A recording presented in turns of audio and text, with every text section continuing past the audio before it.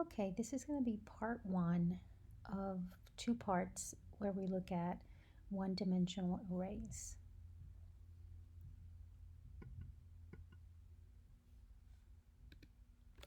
In this part, we're going to look at how to declare and initialize a one-dimensional array. We're going to look at how to enter data into a one-dimensional array, display the contents of the array, and then how to calculate a total and an average of values that are stored in a one-dimensional array. In part two, we'll take a look at these objectives, and I'll go over them when we start the part two presentation. So what I'm going to do is I'm going to go over the terminology, and at the same time I'm going to type a program so that you can see how this works. So a simple variable, the variables that we've been working with, like an integer or a double, those are variables that are unrelated to any other variable in memory. So when you define an integer, you define a double, the computer will just grab a memory location anywhere, and there's nothing that makes those two variables related to one another. Sometimes variables are related to each other, and it's easier and more efficient to treat these variables as a group. For example, let's say that you want to get 5 test grades. If you want to get 5 test grades, those are related. It's 5 test grades, let's say, for one person. This is related to all one person. And so what we want to do is, instead of defining 5 separate variables, we're going to define one array. And the array is going to contain all 5 pieces of data. So the first variable in a one-dimensional array is assigned a script of 0. The second variable is assigned a subscript of 1, and so on. Let me stop this for a second, and we'll start by defining an array. It says you referred to a variable in an array by the array's name, immediately followed by a subscript, and close in square brackets, like this. Let's see here. So what I'm going to do is I'm going to define an array of grades. So the grades are all going to be integers, and it starts just like my regular variable, except I'm going to use this square brackets, and inside the square brackets I'm going to put how many grades do I expect to enter. Now if I don't know, like if it could be a possible of 30 grades at one time, 10 another, I could put 100 here. Maybe it's a max grade of 100, but let's say that I know that it's exactly 5 grades. Okay, so I'm going to put a 5 there, and what this 5 inside means, it means that I have 5 elements in my array, and the subscripts are from 0 to 4. So what that means is that what I have available is the following. I have available, I'm just going to put this in comments so you can have it for record. So I'm going to have available grades sub 0, that's my first one, grades sub 1, grades sub 2, all the way to grades sub 4. So even though I have a 5 here, my subscripts start at 0, so it's going to be from 0 to 4. If I had a 10 here, it would be 0 to 9. If I had 100 here, it would be 0 to 99. You get the point. Our subscripts always start at 0. And there's a reason for that, which we'll talk about in a little bit. Okay, So the last subscript in an array is always one less than the total number of variables in the array, since the subscript begins at 0. So the last subscript is always one less than the total. So here's 5. 5 minus 1 is 4. This is the last subscript of 4 because we start counting at 0. Storing data in an array increases the efficiency of a program. Data can be accessed from internal memory faster than it can from a file on a disk.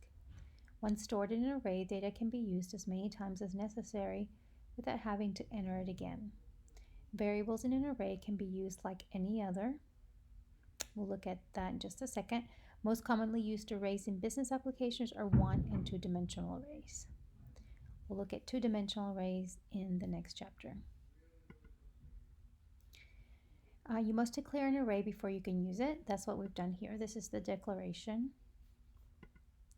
Also, good programming practice to initialize array variables. Okay, I did not initialize it. So let's take a look at the different ways that we can initialize an array.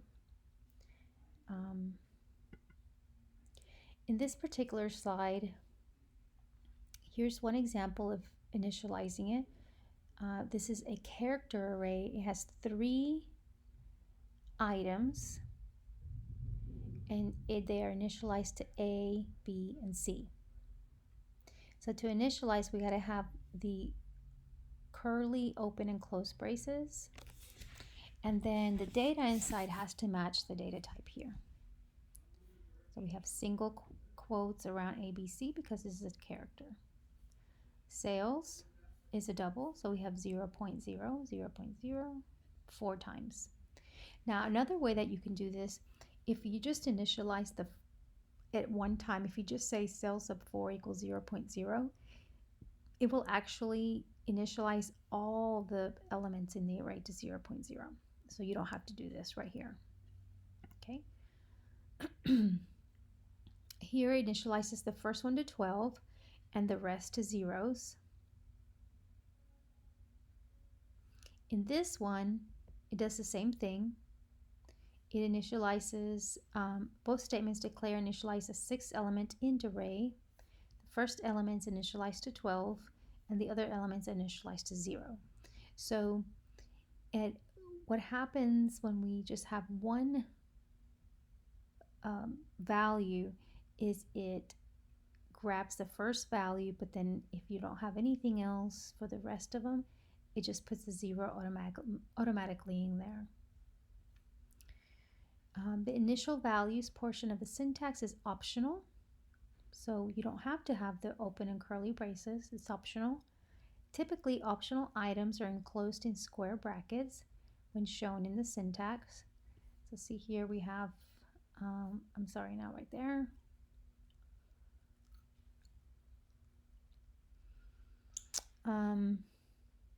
The square brackets were omitted here so as not to confuse them with square brackets that are required. Okay, so they left the square brackets. Square brackets would be here, as this would be optional, but we don't want to get it confused with this. So if we don't initialize it, the computer will fill each element with whatever random data is in those memory locations. So we call that garbage. So if you don't initialize it, you'll have garbage in the array. So what I'm going to do is I'm not going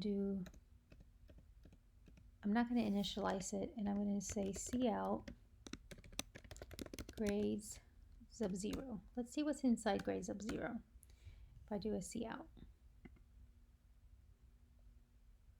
Okay, so when I cout grades sub 0, I get 4196240. This is what I mean by garbage. It just has some random data in grades sub 0 in the variable. Now, when I initialize it, so I'm going to say equals open curly brace 0 close curly brace. Remember, by putting just the first one, all the rest of the elements, grades sub 1, sub 2, sub 3, and sub 4 will get zeros. So when I run it, now I see here at the bottom a 0. This is grade sub 0. If I see out grade sub 4, I get a 0. Now, if I try to see out grade sub 5, it gives me a number. But I don't have grade sub 5. So grade sub 5 is not an element, but it gives me something in a memory location. And the reason it does that is because the way that arrays work is that the memory location is in the first memory location is in the variable grades. And then the compiler does some math. So you have grade sub 0. What it does with the 0 is it adds 0 to the location, and that's where your first element is found. Then it adds 1 to the location, and that's what the second element is found. And then adds 3, adds 4, adds 5. So when you add 5 here, it's actually getting a memory location, but it's some memory location that you didn't want. So this can cause some problems. If where you do this, you could get data from another part of your program, or you could get data that's being used by your program. So if you were to write to grade sub 5, you would really have some issues because you would be overwriting memory locations that you didn't even know that you were overwriting. Okay, so let's not do that. Change this to a 4. And that gives us a 0. Okay, so going back to this slide, I think is where we were.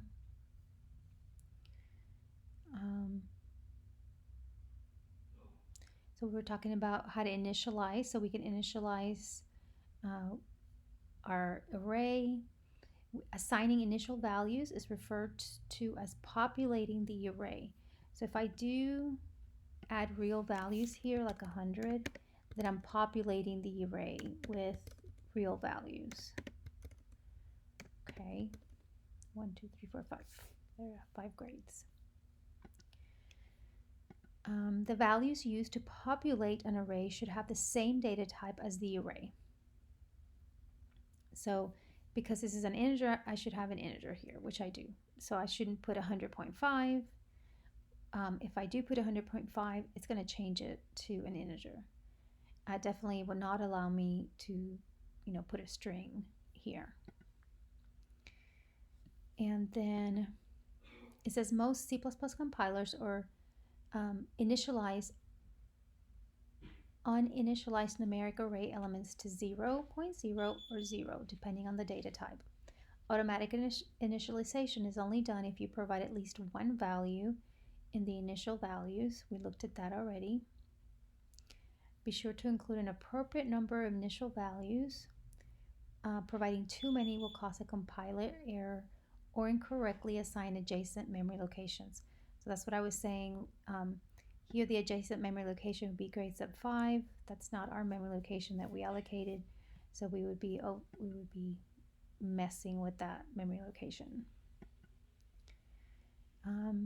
We looked at this slide already. So let's look and see how we enter data into our array. You can use an assignment statement or the extraction operator to enter data into the array. So we would use the extraction operator like the cin. If we ask the user to enter the value, then we would cin into the array. And the expression can include any combination of constants, variables, and operators, just like before, like when you enter data, when you assign data to other variables, you could assign an average, some kind of calculation. Data type of expression must match data type of the array. So if it's an integer, you need to assign it an integer.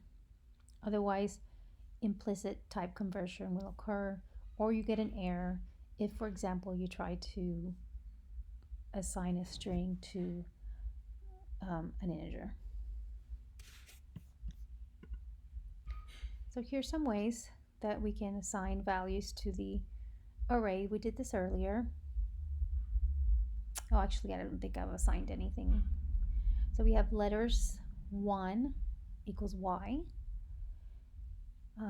Here's an array. I'm sorry, not an array, but a loop. And a loop, we begin, the subscript is 0. We go from 0 to less than 4. And this variable here changes to 0, 1, 2, and 3. And every time that it loops, it assigns a 0 to the array called sales subscript. Another example would be using a for loop from 1 to less than 6. Here, the name of the array is called numbers, and it assigns it. So let's do that for hours. So what I'm going to do is I'm going to create a for loop.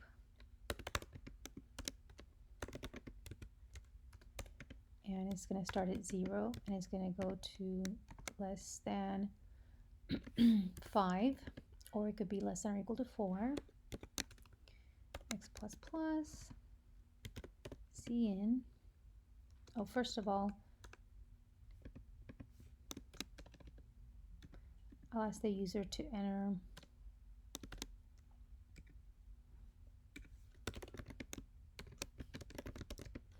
a grade.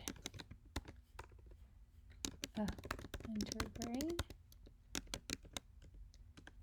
Cin. Okay, so I'm going to cin to my array called grades, and inside my bracket I'm going to put x.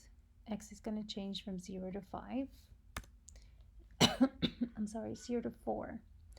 It will stop at 4 because 4 is less, it'll go with 4, but it'll stop at 5 because 5 is not less than 5. So we will not use the 5. Okay, so we cin to grades, and so that fills up the array. Here we are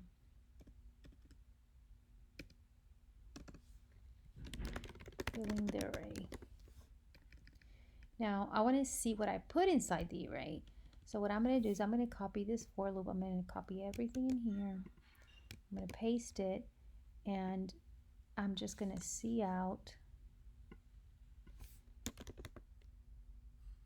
Oh, this is supposed to be x, not 0. X.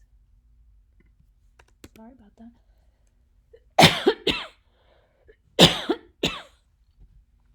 Okay, so here I ask the user to give me all the grades, and here I see out all the grades.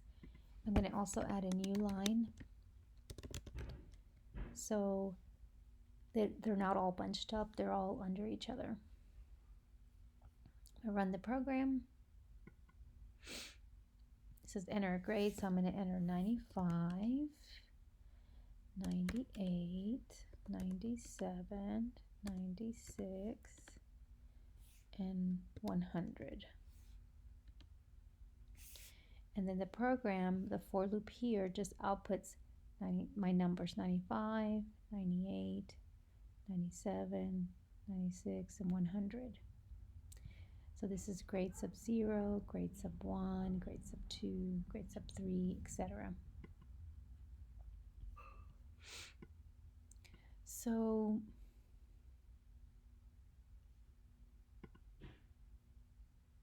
when you imagine an array, like if we were to imagine this array that I just did, we imagine a box like this. So this is our memory location, and this is called grades.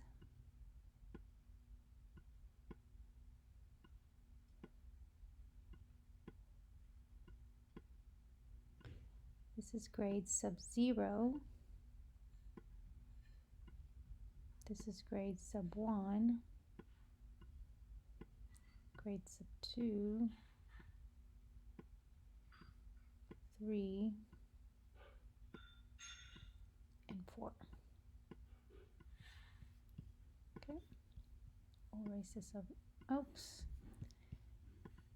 Okay. Let's see. Sorry about my curvy line there. So this is grade sub 0, grade sub 1, grade sub 2, grade sub 3, grade sub 4. The memory locations are adjacent to each other. See how they're all next to each other. So if you think of this as being memory, this whole screen, typically when you define a variable, you could have a variable grab a memory location from here and a memory location from here and a memory location here and here, and you could just have variables everywhere. But these variables are going to be, their location is going to be right next to each other. And what happens, again, like I said earlier, this has a, let's call it FFE0 is the memory location, okay? And what it does is it adds 0 to this. So we're here in the same spot because we just added 0. So we're at grade sub 0. Grade sub 1, the 1 is added to this. So we're at this spot now. And then 2 is added, now we're at this spot. So it uses the subscripts to do a mathematical to add to it, to do some kind of equation to get to the next value. Okay, but grades here, this name grades holds this memory location. So grades is always going to be FFE0. It's just then depending on the number inside the square brackets, it tells you where to go. So if you have grades 4, it says, okay, so grades is FFE0, and I just got to go and add 4 to it, and it takes me here. Right there. Okay, so this is how we write the information to the array. And here they're using a CN statement, just like we did earlier. Here they're talking about how to display the contents, and we would display it with a loop, and it's got to have a counter variable. So I used a for loop, so the for loops automatically counts, but if you're going to use a while loop or a do while loop, then you need to add a counter in there.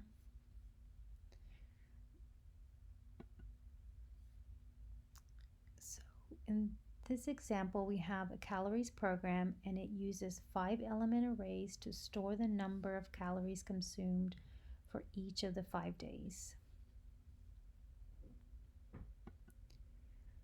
So this is our calories program. It says create a program that allows the user to enter the number of calories a person consumes for each of 5 days. Store the daily calories in a 5-element array named calories. Then display the contents of the array on the computer screen.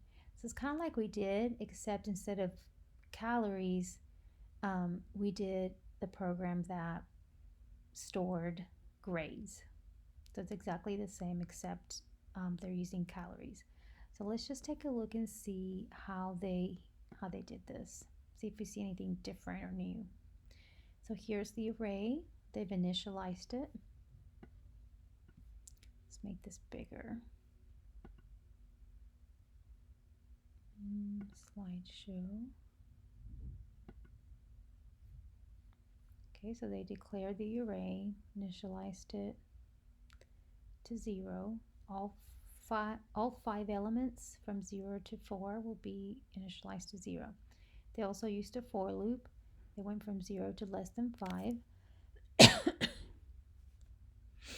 They've asked the user calories for day, and here what this is going to do is it's going to print calories for day 1, calories for day 2, calories for day 3.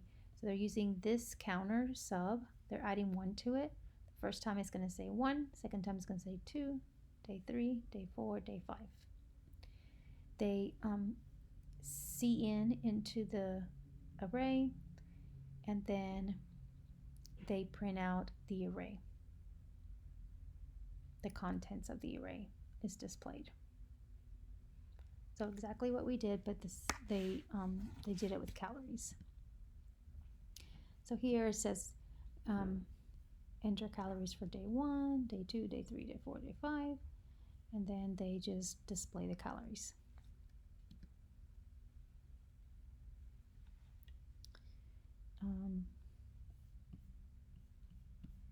Stop this for a second, because I want to talk about passing a one-dimensional array to a function in the next section. But before I end this section, I do want to show you one thing, and that is once I have my grades, how do I accumulate all the grades and give you an average? So here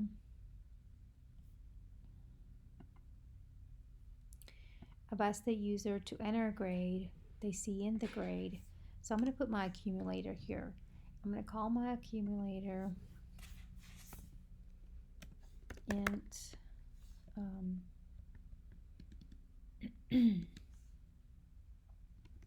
actually double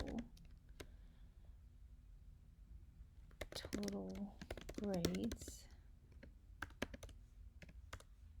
So this will accumulate all my grades, and then I also need an average.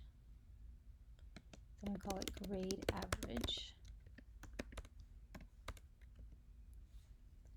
So in here, just like we've learned before, the accumulator, I can say total grades. I can either say equals total grades plus grades sub x, or I can say total grades plus equals grades sub x. So I can use the shortcut using the plus equals, or I can do it the long way. I'm gonna keep it the long way, just because for new programmers this just makes a lot more sense. And then so that this accumulates all the grades as the loop is going, and I'm entering the grades. And then I want to print the total average. And to print the total average, here I don't even need these little quotes here because I just have one cout statement. So to print the total average, it would be outside this for loop, and I would say cout the average of the grades is, and I would put grade average, but I need to calculate it. So what is grade average? Grade average is equal to total grades. It's going to have the sum of all the grades divided by, and there are 5 grades, and I would put 5.0 because well, this is a double, so but basically I'm saying I want to divide a double by a double. Only one of these has to be a double, but I'm going to go ahead and put 5.0 on there. And then we're going to run it. It says enter a grade. So let me enter 98, 97, 95. Oh, that was an 85. 90 and 100. So it prints 98, 97, 85, 90, 100. And it says the average of the grades is 94. So this is the average that it found. And of course, what I would do is I would get my calculator and I would enter all these in my calculator. I would divide by 5 and I would make sure that it's correct.